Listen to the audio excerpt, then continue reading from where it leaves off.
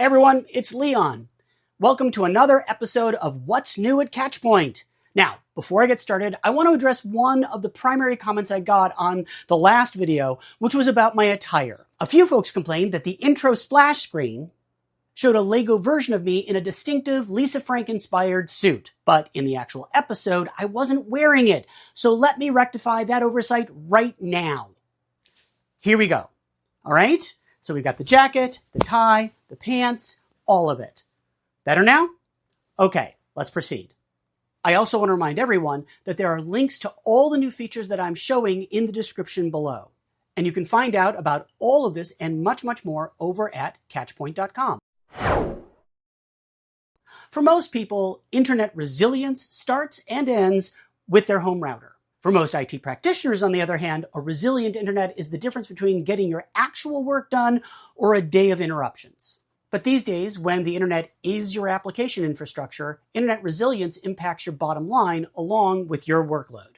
Which is why Catchpoint is releasing our second ever Internet Resilience Report. Now, the report will help you match facts and figures to the headache and heartburn you normally associate with an outage. In turn, that data can help you prioritize efforts to add redundancy and durability to your online sites, your services, and your applications. And yes, you caught me. The report also helps make the case for IPM tools, specifically Catchpoint's IPM tools. But let's be honest, I've been working with monitoring and observability systems for almost 30 years. Did you think I wasn't going to talk about it? To check out the report for yourself, take a look at the links in the description below. It's not much of an exaggeration to say that these days the internet belongs to the APIs and they just let us use it. Whether you're using APIs to get the time for sunrise, or a Chuck Norris joke, or a cute cat picture, or you're using an API for something significantly less frivolous. Okay, so what that is that you see on the screen is the output of an API request for Catchpoint data. This is the part of our commitment to what I call plays well with others. We know that Catchpoint isn't the one and only observability tool you have, no matter how much my marketing team wants me to say it. I mean, sure, we'd love it if we were, but here in this, the year of our tech 2025, we are realists.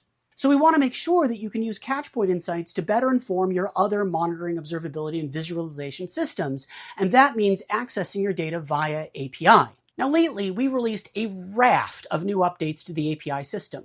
One of the big ones includes pagination, being able to retrieve a subset of data, process it, then ask for the next block using the has more property. And you can now convert tests using the test convert endpoint. So you can switch a test between web, API, Playwright, and Puppeteer test types. There is, of course, more, both updates and bug fixes, but you can find that in the notes below. If you've used Catchpoint's Selenium web tests, you know that it works really well. What you might not know is why it works well, or what kind of work we do behind the scenes to keep it running. See, when we originally built our Selenium tests, we used Selenium RC, or version 1. We stuck with that version because it just worked. But over time, it took a lot more work to make it just work. A quick Google search will tell you that Selenium RC was deprecated at a time when you could also hear Bad Romance, Rude Boy, and Hey Soul Sister on the radio. You could also catch the first season of Downton Abbey, Pretty Little Liars, or The Walking Dead on TV. Yes, it's that old. And over the years, we've had to make massive customizations so that it would just work. Well, why not upgrade it? You might, incredibly reasonably, ask. The answer is something that we can all understand. Tech debt. It would simply break too many things. It turns out we have two better options. And I don't just mean better for us at Catchpoint because we can toss all this debt out the window. Those options are Playwright and Puppeteer. Playwright and Puppeteer are widely adopted and supported by extensive community resources. They're transaction recorders from Google, Microsoft, and a few other third parties, which makes the process of creating and managing scripts even simpler. Both Playwright and Puppeteer provide advanced features such as better browser control, faster execution, and improved debugging capabilities. After weighing all the options, we realized that the move away from Selenium to Puppeteer and Playwright was the right choice, both for our customers and for us. So last week, or maybe it was a few weeks ago, or, well, it kind of depends on when you're watching this, doesn't it? Anyway, On the July 17th episode of Catchpoint's News Catchup, we talked about SSL certificates. In that episode, we pointed out that the time between SSL certificate renewals is diminishing from the 389 days that it's set to today to 200 days, which starts March 15th, 2026, to 100 days, which starts March 15th, 2027, and then, in 2029, it will drop to just 47 days between renewals. In the words of my colleague Sergey Katsev, this is going to break a lot of shit stuff. To help with that, Catchpoint lets you easily monitor your SSL certificate and alert you when it's close to expiring.